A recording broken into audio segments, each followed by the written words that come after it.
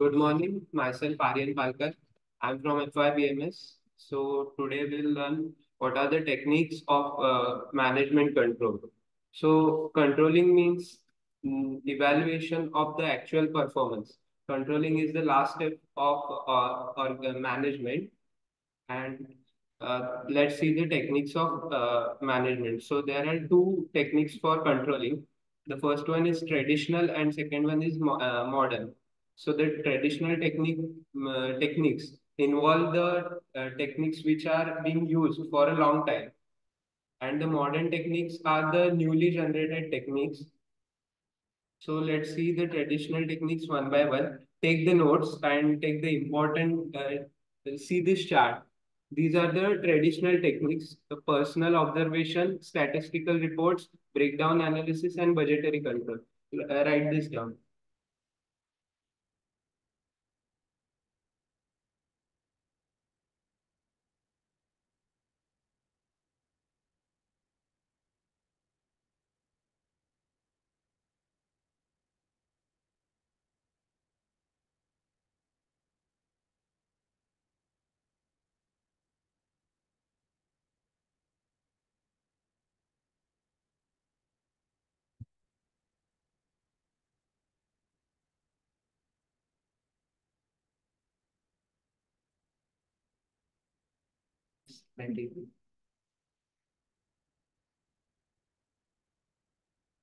सो तुम्हाला ते टेक्निक्स दिसतील, तुम्ही त्या चार्ट मध्ये फिल करा जसे टेक्निक्स येत जातील तसे. So the first one is personal observation.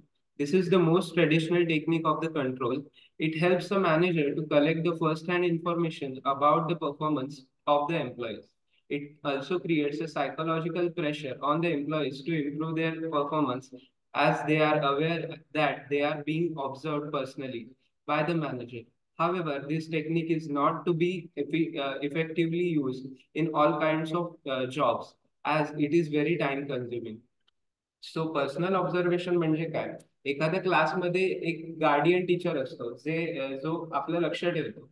तो सर्व काम आपल्याकडून करून घेतो. जर गार्डियन टीचर नसेल तर आपण काहीच करणार नाही. जर टीचर्सनी आपल्याला फोर्स नाही केलं कोणती गोष्ट करायला तर आपण काही त्याच्यावर ऍक्शन घेणार नाही. सो पर्सनल ऑब्झर्वेशन ते एक प्रेशर आपल्यावरती पुट करतं, ज्याने की आपण तो टास्क इफेक्टिव्हली पूर्ण करतो. तुम्हाला कळलं? Statistical reports. Statistical analysis in a form of percentage ratios, average, etc.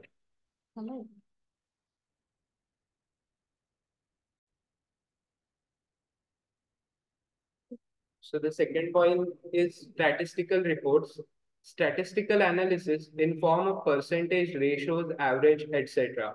in different areas provide useful information regarding performance of an organization to its management. When such information is presented in the form of tables, graphs, and charts, it facilitates comparison of performance with the standards laid and with the previous year's performance. सो जेव्हा पण आपण कोणत्याही कंपनीचं fundamental analysis करतो तेव्हा आपण त्याचा last 5 इयर्सचा data बघतो. त्या डाटामध्ये आपण त्याचे प्रॉफिट त्याचे लॉसेस काय झाले ते आपण एका चार्ट थ्रू बघतो किंवा जे बार ग्राफ असतात त्यानुसार बघतो, ज्याने की ते आपल्याला अंडरस्टँड करायला इझी पडतं. सो मॅनेजर सुद्धा हा डाटा त्याच्यासाठी वापरतो ज्याच्यात पर्सेंटेज रेशोज आणि ऍव्हरेजेस यूज केलेले असतात.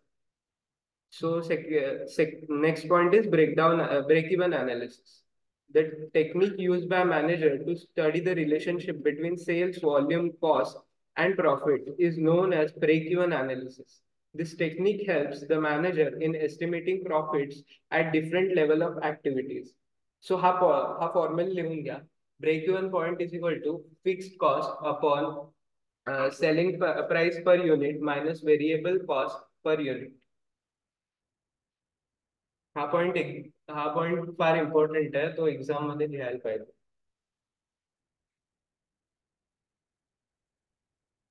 सो ब्रेक इव्हन पॉइंट नक्की काय असतो? तर ब्रेक इव्हन पॉइंट म्हणजे जिथे रेव्हेन्यू आणि कॉस्ट हे एकत्र असतात, तिथे तुम्हाला प्रॉफिट सुद्धा होत नाही आणि लॉस सुद्धा होत नाही.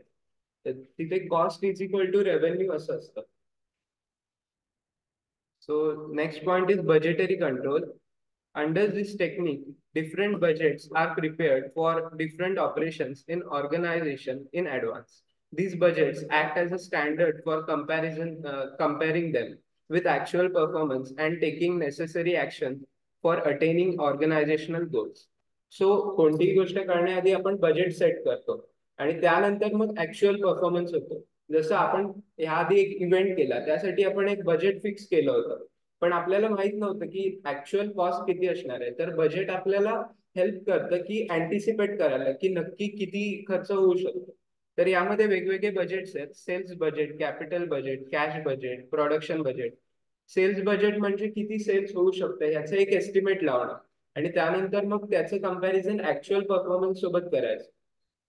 कॅपिटल बजेट म्हणजे एक्सपेंडिचरसाठी म्हणजे आपण कोणती इन्व्हेस्टमेंट करतो तर त्याचं बजेट करायचं की ह्या वर्षात आपल्याला किती इन्व्हेस्टमेंट करायचे बिझनेसमध्ये ते. कॅश बजेट म्हणजे इनफ्लोज आणि आउटफ्लोज. कंपनीमध्ये कुठून पैसा येतो कुठून बाहेर जातो ह्याचं बजेट करायचं आणि ते कम्पेअर करायचं. आणि प्रोडक्शन बजेट म्हणजे आपण किती टर्नओव्हर करणार आहोत ओव्हर द इयर त्याचं budget. So these are the traditional techniques. Now we will move on to modern techniques. तुम्हाला कळलंय ट्रेडिशनल टेक्निक्स? कोणाला काही question?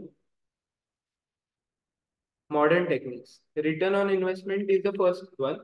So return on investment तुम्ही accounts मध्ये ऐकलंच असेल. Return on investment is very useful technique for determining whether the capital invested in the business has been effectively used or not for generating reasonable amount of return. Return on investment is equal to net income divided by total investment into 100. So हा formula सुद्धा लिहून घ्या.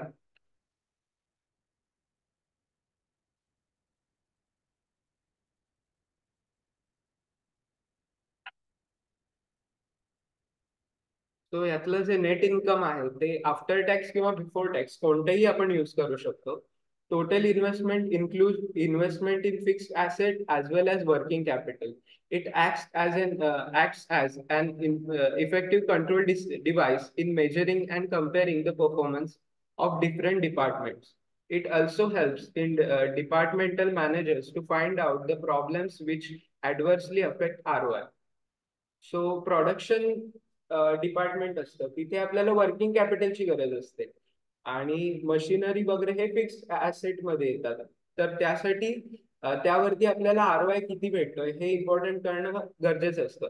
तर मग आपल्याला जे income होत आहे ते तो तो जो आरओआय आहे तो आपल्याला नक्की चांगला भेटतो. म्हणजे जी इन्व्हेस्टमेंट आहे ती पूर्णपणे फुलफिल होते, इफेक्टिव्हली यूज होते की नाही ते बघणं इम्पॉर्टंट आहे.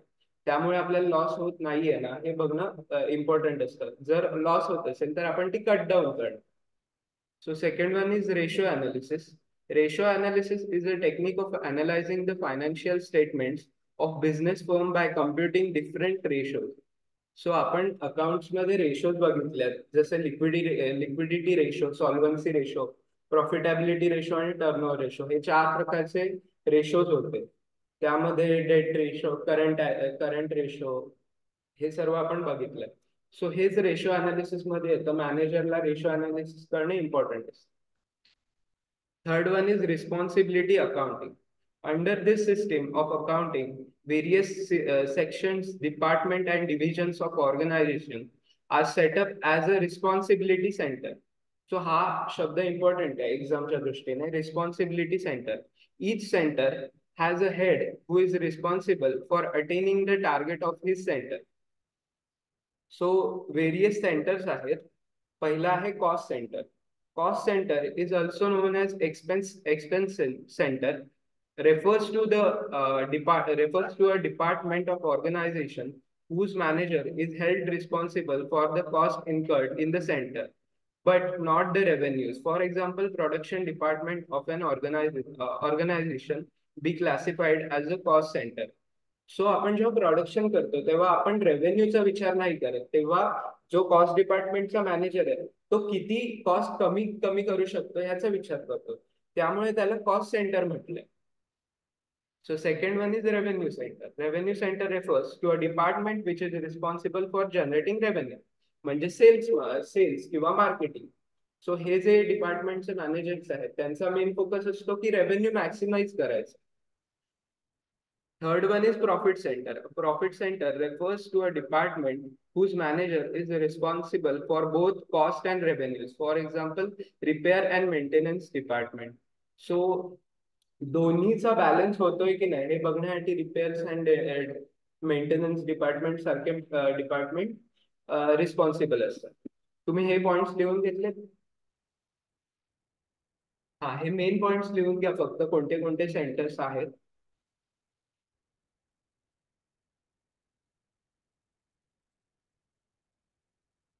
फोर्थ आपण पुढे बघूया. फोर्थ आहे इन्व्हेस्टमेंट सेंटर.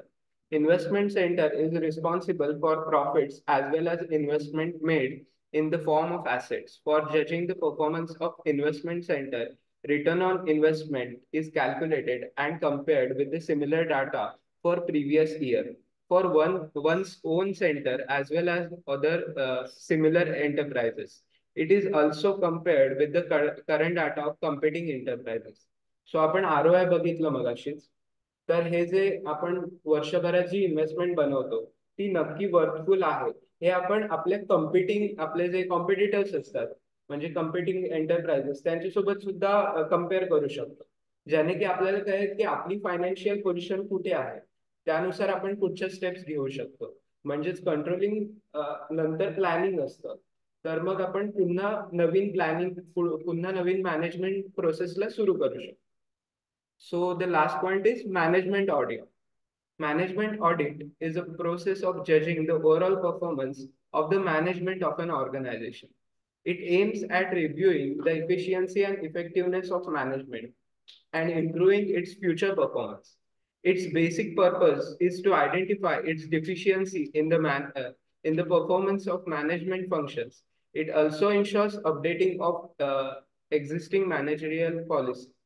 सो ऑडिटिंग आपल्याला सर्वांना माहिती आहे की at the end of every financial year company has to do audit. तर मग त्याच्यासाठी जे CAs किंवा अकाउंटंट्स असतात त्यांचं काम असतं. तर मॅनेजमेंट ऑडिटिंग केल्यावरती आपल्याला ऍक्च्युअल परफॉर्मन्स काय झालाय आणि आपण कुठे लॅक करतोय.